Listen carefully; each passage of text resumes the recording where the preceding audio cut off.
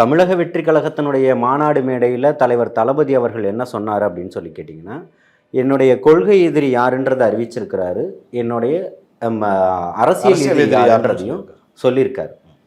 தான் ஒரு அரசியல்வாதியாக அவருடைய பயணத்தில் ரொம்ப தெளிவான ஒரு பார்வையை கொண்டிருக்கிறார்.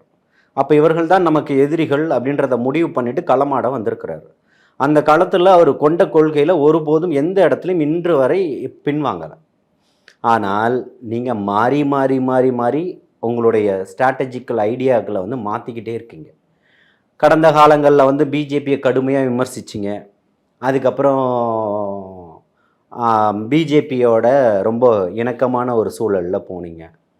அதுக்கப்புறம் திமுகவை கடுமையாக சாடுனீங்க. இன்றைக்கி திமுகவோட எப்படி இருக்கீங்க? பிஜேபியில் இருக்கக்கூடியவர்களை நீங்கள் சந்திச்சுட்டு வந்ததுக்கப்புறம் பிஜேபிக்கு ஆதரவான ஒரு ஸ்டாண்டப் பேசுனீங்க.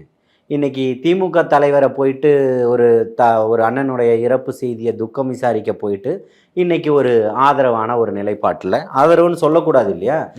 ஒரு திமுக குறித்து இங்க எங்கேயும் பேசல.